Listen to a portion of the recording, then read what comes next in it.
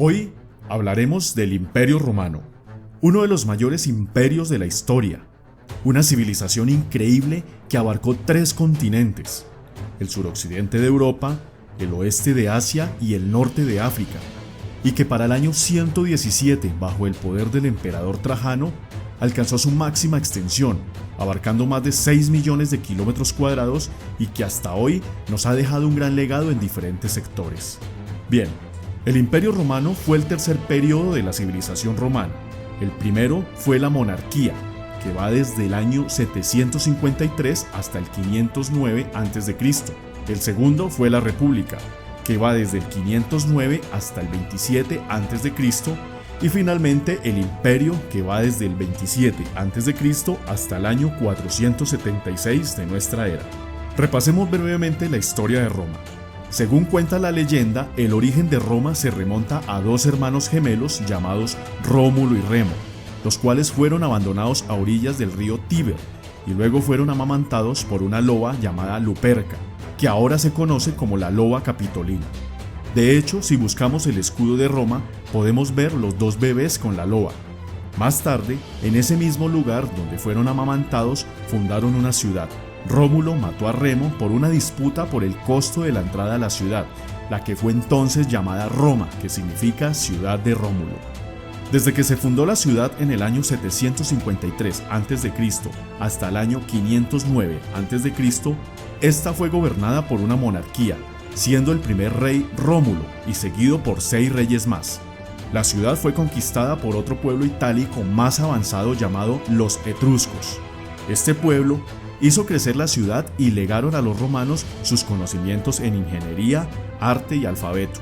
Los últimos 3 reyes fueron etruscos, siendo el último Tarquinio el Soberbio, un verdadero tirano que gobernó con mano dura y cuyos abusos originaron la revolución de la nobleza, expulsando a los etruscos y creando un senado permanentemente, aboliendo la monarquía y fundando así la república. La república, que duró cerca de 500 años, fue una etapa donde la ciudad y sus territorios tuvieron un sistema de gobierno ejercido por magistrados electos por asambleas de ciudadanos, en el contexto de un Estado de Derecho. Durante la época republicana, Roma continuó expandiéndose, sometiendo a todos los pueblos de la península itálica. El ordenamiento y funcionamiento de la república estuvieron dictados por los patricios, que era la clase social más alta de la época, o sea, la ciudad era gobernada por las clases más ricas y nobles. Solo los patricios tenían derechos ciudadanos y formaron una serie de asambleas llamados comicios, que elegían diversos cargos del gobierno. Junto a los comicios existía un poderoso cuerpo llamado el Senado, que era una asamblea formada por los patricios más importantes. Aquí nació la tradicional sigla que hasta el día de hoy adorna el escudo de Roma, SPQR. Senatus Populusque Romanorum, que significa el Senado y el pueblo de los romanos. Más abajo en la escala social se encontraban los plebeyos, que era gente del común, dedicada a la artesanía, la agricultura, el comercio y los servicios en general. Y finalmente en la escala social se encontraban los esclavos, que habitualmente eran prisioneros de guerra. La Roma republicana era un estado guerrero. La base de su poder fueron las legiones romanas, que eran unidades militares de infantería pesada de unos 5.000 a 6.000 hombres. Al comenzar la expansión, Roma emprendió largas campañas militares contra todos los pueblos itálicos, derrotándolos y, al mismo tiempo, sometiéndolos e incorporándolos al Estado romano en calidad de aliados, conquistando así todo el territorio de Italia a mediados del siglo III, constituyendo así la unidad central de la República y del posterior Imperio Romano. Luego de sobrepasar las fronteras de la actual Italia, Roma empezó a rivalizar con las grandes potencias de la época, siendo la República de Cartago la que dominara el Mediterráneo. Cartago era un poderoso puerto fenicio ubicado en la costa de Túnez, en África. Roma y Cartago se enfrentaron en 3 cruentas guerras llamadas las Guerras Púnicas. En la primera guerra, Roma venció tomando el control de Sicilia y posteriormente de Córcega y Cerdeña. En la Segunda Guerra, Roma estuvo a punto de ser vencida y aniquilada por Cartago, la cual estaba dirigida por el famoso general Aníbal.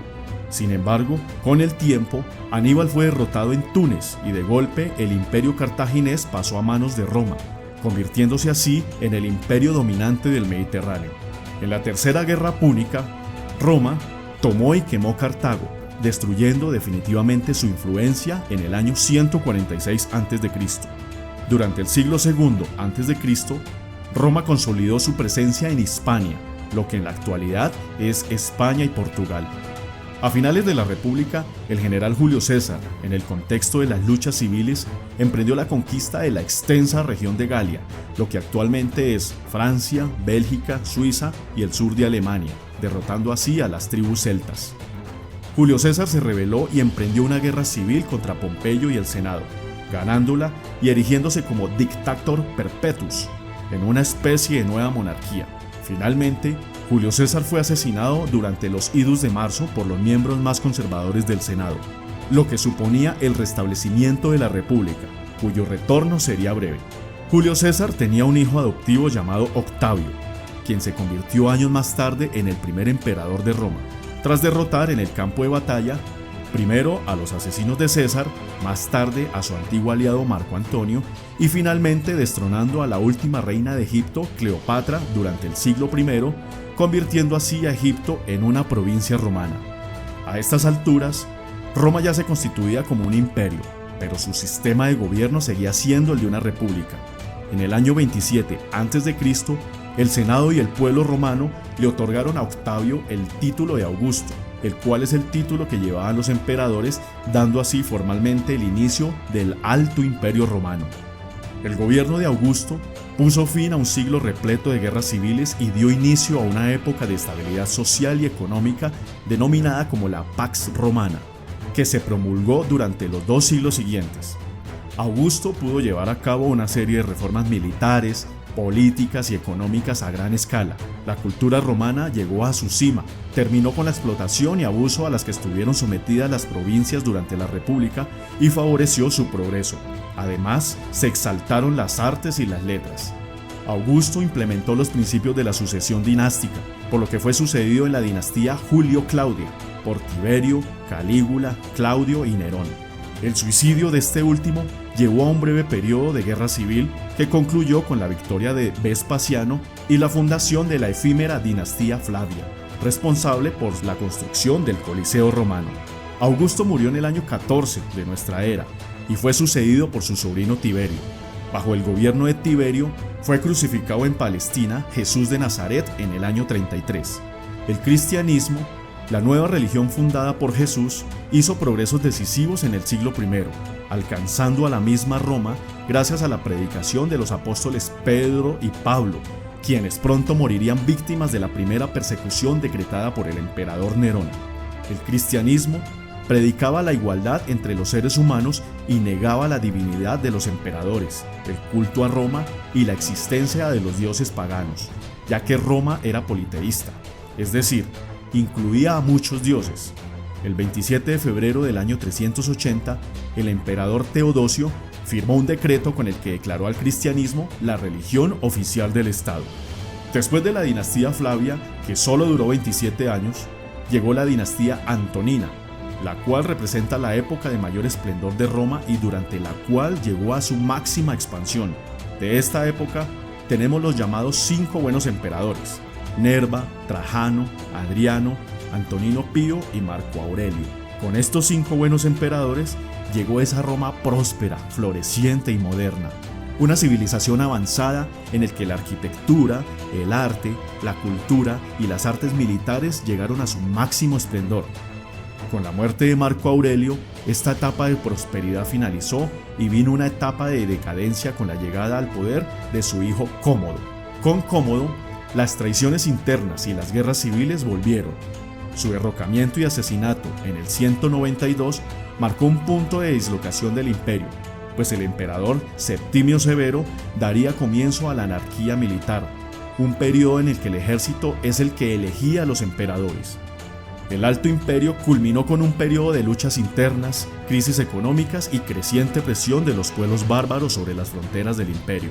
La inflación se disparó un 1000% y se produjo un declive de la agricultura, el comercio y todos los medios urbanos. El Bajo Imperio comenzó con la llegada al poder de Diocleciano en el año 284 y finalizó con la caída del imperio en el 476. Este emperador intentó reorganizar el imperio dividiéndolo en 4 partes, nombrando un gobernante en cada una de estas partes. Sin embargo, la inestabilidad volvió cuando éste salió del poder. Su sucesor, Constantino I, fundó la antigua ciudad de Constantinopla, la actual Estambul, y estableció la nueva capital del imperio allí. Luego de una reunificación del imperio bajo el gobierno de Constantino, en el año 380 el emperador Teodosio dividió el territorio entre sus 2 hijos y así quedó constituida definitivamente una nueva organización territorial y política: el Imperio Romano de Occidente, con capital en Rávena, y el Imperio Romano de Oriente, que se conocía como el Imperio Bizantino, cuya capital era Constantinopla. Los pueblos germánicos que atacaban por toda Europa sobrepasaron las fronteras del Imperio Romano de Occidente, colapsando y dando fin al imperio en el año 476, dando fin a la Edad Antigua y dando paso así a la Edad Media. El Imperio Oriental, con el nombre de Imperio Bizantino, perduró hasta el año 1453, con la caída de Constantinopla a manos del Imperio Otomano, hecho que dio inicio a la Edad Moderna. El Imperio Romano siempre será recordado como un imperio adelantado a su tiempo y nos dejó un gran legado. Entre los principales aportes del Imperio Romano se destacan el desarrollo de sofisticados sistemas de carreteras que resultaron de gran aporte para la expansión del imperio, el sistema de leyes que fue la base del sistema jurídico de la actualidad, el calendario juliano creado por Julio César en el 46 a.C., que se basa en la duración de un año solar, el latín, que resultó la base de diversas lenguas como el español, francés, italiano, gallego, rumano, portugués, entre otras. La división de poderes en diferentes instituciones políticas, entre ellas el Senado, el sistema de numeración romana, los sofisticados avances en la construcción de acueductos que permitieron transportar agua fresca a la ciudad y mantener el aseo, las cloacas y drenajes basados en un sistema de alcantarillas que corrían junto a las calles y que desembocaban en el río Tíber, la base de hormigón para la construcción de edificios, por ejemplo en el Panteón y el Coliseo, que permitió que se mantengan en pie de manera parcial hasta la actualidad. Los avances en la medicina heredada de los griegos, a lo que agregaron el desarrollo de hospitales militares y el sistema de saneamiento que impactó en la salud. Para terminar, les presento algunas curiosidades del Imperio Romano. Los romanos solían limpiar sus vestimentas con orina, ya que ésta contiene amoníaco, una sustancia que hoy en día se utiliza en muchos productos de limpieza. Los lavanderos llenaban un barril de ropa y luego le vertían la orina. Después de eso, una persona se metía adentro y pisaba la ropa con sus pies para tallarla. Incluso utilizaban la orina como blanqueador de dientes. La uniceja en las mujeres resultaba atractivo. Así es, para los antiguos romanos, el que una mujer poseyera este tipo de ceja le resultaba sumamente atractivo, pues creían fervientemente que este atributo era señal de inteligencia, por lo cual las damas que querían estar a la moda acudían a todo tipo de trucos para aumentar la densidad de sus cejas. Por ejemplo, usaban cejas artificiales hechas de lana de cabra. En las fiestas se provocaban vómitos. Los romanos adoraban tanto la opulencia y el exceso en todo que incluso iniciaron la tradición de provocarse el vómito durante sus fiestas. Según Séneca, los romanos comían hasta que no les cabía más comida y luego se provocaban el vómito para liberar su estómago y así seguir comiendo. Los baños públicos eran un espacio con cero intimidad. Alrededor de 20 personas se sentaban a hacer sus necesidades y esta era una perfecta ocasión para compartir opiniones, anécdotas y hasta la esponja para limpiarse, ya que como no existía el papel higiénico, los romanos se limpiaban con un utensilio llamado tersorium, que era una esponja en un palo. Este era de uso compartido, ya que la persona que lo usaba para limpiarse lo sumergía en una solución de agua con vinagre, creyendo así que estaba limpio para pasárselo a otra persona. Por supuesto, era muy fácil la transmisión de enfermedades. Si te ha gustado este video, suscríbete al canal para ver más videos de historia y no olvides darle like.